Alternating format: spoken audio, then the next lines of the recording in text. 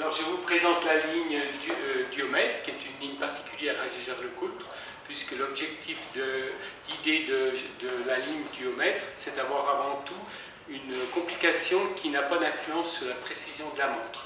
Et de ce fait, vous avez une force, ce qu'on appelle le barillet, qui va lui intégrer la montre, et vous en aurez une deuxième qui poussera la complication. Ce qui veut dire qu'à aucun moment la complication va perturber la précision de la montre. Alors on prend l'exemple de celle-ci qui est avant tout un chronographe. Vous allez avoir deux réserves de marche. Les aiguilles jaunes vont indiquer l'heure, minute, et ici seconde et réserve de marche de 50 heures pour la montre. Et vous avez un chronographe avec la même réserve de marche. Bien sûr, elle ne s'additionne pas. Les deux, puisqu'elles doivent fonctionner en même temps, ça veut dire qu'au total, la complication a aussi 50 heures de réserve de marche. Donc vous allez avoir un compteur d'heures pour le chronographe, un compteur de minutes. Ici, un petit disque qui va vous permettre de bien lire avec précision la minute du chronographe. Comme ici, vous voyez, vous êtes entre 0 et 1. Et ici, vous voyez que vous avez dépassé 10 minutes. 50. Donc ça va vous faire que quand vous arrivez à 51, vous aurez le 1 qui vous indiquera ici. Vous allez avoir un compteur de secondes et une petite complication supplémentaire qu'on appelle une foudroyante qui va lire le sixième de seconde. Ça, le sixième de seconde, c'est en fonction de la fréquence utilisée, puisque nous avons une fréquence de 3 Hz, qui est donc de 21 600 alternance. Vous avez 3600 secondes dans l'heure, ce qui vous fait cette division de 6, ça veut dire le sixième de seconde. Donc, dans la ligne diomètre, vous allez toujours retrouver ce design de cadran qui est authentique à la ligne diomètre. Vous aurez toujours le même design de boîte et également pour le mouvement. Alors on va regarder un petit peu en allant un petit peu plus loin dans la précision du mouvement. Ici, on va voir le mouvement ici, comment il est dessiné. On va retrouver pareil, ce qu'on appelle la côte soleillée en décoration sur les ébauches, qu'on retrouvera toujours dans la ligne diomètre. On va retrouver des anglages très travaillés. On va retrouver des moulures au niveau des pierres aussi, qui est un travail de décoration, et tout ça sur du mâchor. Alors le mâchor, c'est un mélange de nickel, de cuivre, de zinc et de plomb, qui eux sont naturels, n'ont pas de protection par-dessus. On retrouvait le mâchor dans les années avant 1900, on va dire, et à cette époque-là, le mâchor était sur des montres de poche pas étanches, donc il vieillissait très mal, il devenait jaune, c'était pas très beau, agréable dans le temps. Ce qui veut dire qu'aujourd'hui, nos montres étant très étanches, n'ayant plus un problème d'étanchéité dans le temps, la maîtrise du mâchor étant aussi très bien maîtrisée par nos horlogers, ce qui fait qu'au fil du temps, nous avons des pièces de qualité et nous sommes près de la tradition horlogère de l'ancienne avec cette ligne diomètre. Alors, nous avons deux remontages, bien sûr, c'est là tout l'attrait de la complication, c'est qu'il faut savoir que vous avez un seul remontage pour deux barilles. Dans un sens, en tournant dans le sens des aiguilles d'une montre, je vais vous faire la fonction, on voit celui de gauche qui remonte la montre maintenant. Je vais remonter jusqu'à ce que la montre parte, vous voyez. Et pendant ce temps, celui de droite tourne à l'inverse des aiguilles d'une montre, donc dégraine le rocher. Et dans l'autre sens, c'est le contraire qui se passe. Je remonte le chronographe pendant que l'autre se dégraine. Alors, il faut savoir que dans une ligne telle que la diomètre, il faut pouvoir remonter les deux, donc avoir une synchronisation des deux, afin de pouvoir toujours avoir nos deux barrières remontées en même temps. Sinon, vous vous retrouvez avec une montre qui est pas remontée correctement et vous avez des arrêts qui peuvent se produire avant la fin du remontage. Voilà, donc cette ligne diomètre est une ligne particulière, elle a été créée en 2007 et bien sûr, quand on prend conscience de toute la qualité de cette pièce, qu'est-ce qu'on fait? C'est que derrière, on va ressortir une deuxième montre, que je vais vous présenter maintenant, qui est le quantième lunaire. Alors, le quantième lunaire, il est tout à fait du halving comme une montre traditionnelle, puisque vous allez retrouver le même design de boîte, même design de cadran, d'aiguilles et de pièces, quoi, disons, avec toujours nos deux barillets qui sont sur la montre derrière pour l'instant. Alors, le premier barillet sur la montre précédente était utilisé pour l'heure. Là, on va l'utiliser uniquement pour l'organe réglant. Il nous amènera uniquement de la précision, mais aucune fonction d'indication, ni heure, minute, ni quoi que ce soit. Donc sur le deuxième barillet, on va retrouver heure-minute, on va retrouver seconde, on va retrouver notre foudroyante, et on va avoir à côté de ça un calendrier qui va être autour, plus un quantième lunaire. Donc le quantième lunaire, lui, va vous indiquer l'âge de la Lune. Il faut savoir qu'une lunaison, c'est 29 jours et demi. Donc on va trouver avec précision, comme ici par exemple, on est dans une Lune qui était la pleine Lune ici, qui est en train de se cacher, puis qui arrive à... Non, j'ai dit une bêtise. La Lune, elle est ici à 4 jours. Vous voyez qu'on voit la lunaison qui est en train de commencer, donc de 4 jours. Hein? On va, à la place pour nos réserves de marche, on va changer un peu le design, on va retrouver des râteaux, pareil, qui vont nous indiquer par rapport aux flèches nos réserves de marche de 50 heures. Et la particularité, c'est que je vais arrêter la montre. Donc j'arrête ma montre, comme ceci, et qu'est-ce qu'on voit? On voit ici que la montre est toujours en train de fonctionner, malgré qu'elle est arrêtée. Ce qui fait la particularité de cette pièce, c'est qu'au moment où je vais vouloir la mettre au top seconde pour avoir une heure avec précision par rapport au satellite, au moment où je redémarrerai ma montre, elle redémarrera avec toute sa précision, puisque l'amplitude du balancier qui est en performance pratique est de 260 à 280 degrés d'amplitude, eh bien, elle y est déjà, ce qui fait qu'elle redémarre directement avec sa pleine position. Je vais juste faire avancer un petit peu la seconde pour recommencer la fonction que je vous ai dit. Enfin, je vais l'arrêter maintenant. Et vous avez une deuxième position qui est juste une position intermédiaire pour remettre votre seconde à 0. Alors, je la remets à 0, je me dis qu'il est midi 10 par exemple, j'appuie et ma pièce repart directement avec sa pleine précision. Ce qui en fait une montre confortable, facile d'utilisation, et en même temps, si vous voulez, je vais retourner la pièce, la mettre dans ce sens-ci, comme ça, et on va retrouver le barillet avec nos deux barillet. Alors, ceci dit, c'est là l'importance de cette montre, c'est d'avoir le réflexe de bien remonter ces deux barillets. Imaginez que vous en montiez qu'un, votre montre s'arrêtera tout de suite, puisque le deuxième ne sera pas remonté, il viendra faire arrêter la montre. Donc, c'est un réflexe d'habitude, une fois qu'on a une duomètre au poignet. Elle est différente de tout ce qui se fait sur les marchés horlogers, et en même temps, elle est géniale par son concept. Donc, on retrouve cette belle décoration soleillée, qui vient toujours depuis l'organe réglant. On retrouve les moulures, tout ce que l'on peut trouver sur la montre.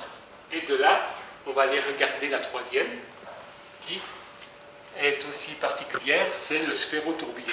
Alors, le sphérotourbillon, il est tout à fait exceptionnel par son côté design, esthétique et conception, puisque c'est une vraie belle complication telle que la précision, puisqu'on va mettre un tourbillon dedans, mais un tourbillon qui, lui, sera le tourbillon d'une montre au poignet, puisqu'il aura, en plus d'un tourbillon normal, il tournera comme une toupie. On va incliner notre tourbillon de 20 degrés pour ne pas avoir de position horizontale, ce qui veut dire qu'il n'aura plus qu'une amplitude constante. On va le faire tourner, donc, comme je vous ai dit, comme une toupie, à raison d'un tour en 15 secondes.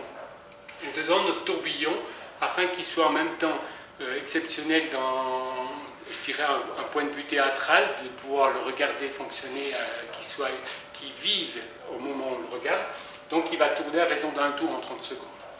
Ce tourbillon, il aura une deuxième particularité, c'est qu'on pourra le mettre au top seconde sans avoir besoin de l'arrêter, par un correcteur qui se retrouve ici. Et au moment où on appuie sur le correcteur, je vais vous faire la fonction, vous avez votre seconde qui revient à 0 et qui repart automatiquement. Ça veut dire qu'il n'y a pas d'arrêt du tout du tourbillon, et que tout ça est arrivé grâce au système dual ligne qu'on a sur cette ligne duomètre. Vous avez à côté de ça un cadran d'heure-minute. Ici, vous allez avoir l'heure de référence du pays où vous habitez. On va imaginer que vous êtes ici, puis qu'il est midi, et puis que vous allez vous déplacer à travers le monde, puis que vous devez, par exemple, avancer de 5 heures. Là, vous avez avec toute facilité votre couronne, vous la tirez d'une première position, vous avancez votre aiguille d'heure de 5, et vous avez l'heure du pays où vous allez, tout en gardant votre heure de référence. La date est associée au deuxième fuseau, ce qui veut dire que ça va vous servir aussi de mise à date rapide par la couronne, et elle suivra automatiquement votre deuxième fuseau. C'est-à-dire que si vous êtes pendant vos 5 heures, vous êtes en passage de date, la montre bouge avec.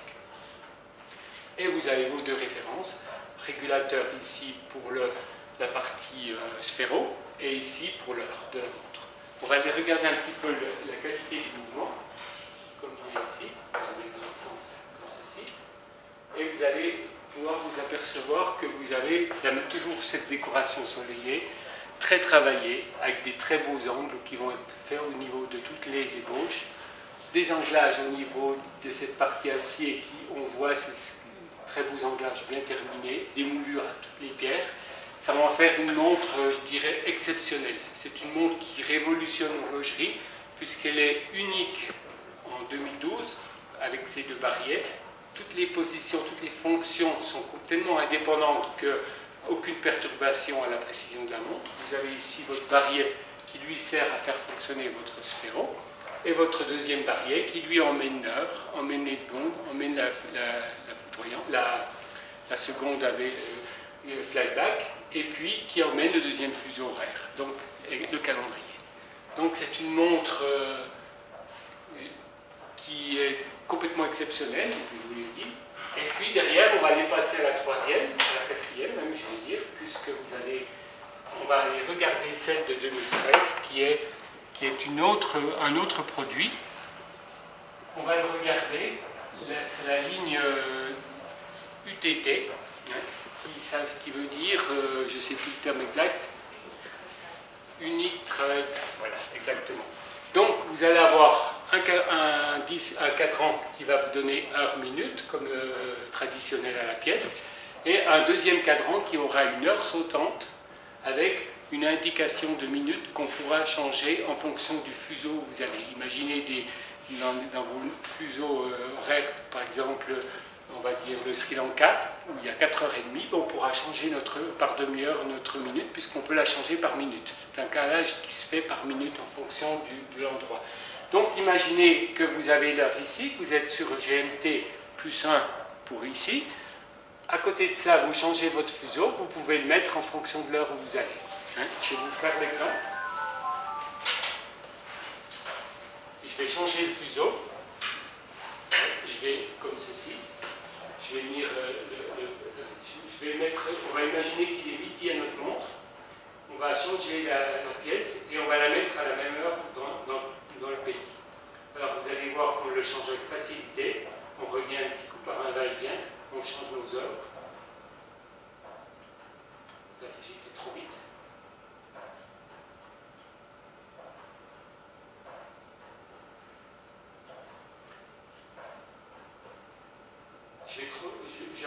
Je suis sur l'écran, c'est un peu difficile à changer. Le fait d'être à plat, clique un petit peu plus. Voilà. On va se mettre un petit peu comme ceci, un peu en surélevé. Voilà. Vous avez vos deux pièces qui sont à la même heure. Donc là, je me mets à midi. Voilà. On va dire qu'il est midi sur les deux cadrans. Là, j'étais un petit peu trop vite. Justement, je peux vous le refaire avec plus de facilité.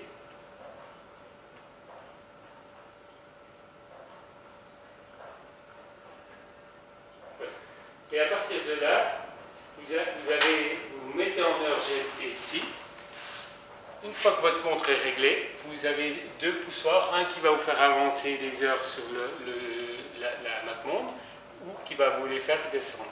Imaginez que vous êtes en retard, vous descendez, vous devez reculer de 4 heures, on va le faire. On recule simplement par la fonction 1, 2, 3, 4. Et vous vous retrouvez avec l'heure du pays où vous êtes, gardez votre heure de référence. Votre minute, vous pouvez la changer, imaginons que c'est des demi-heures, comme je vous ai dit, on peut le changer, c'est sa position intermédiaire, et nos minutes changent avec facilité, minute par minute.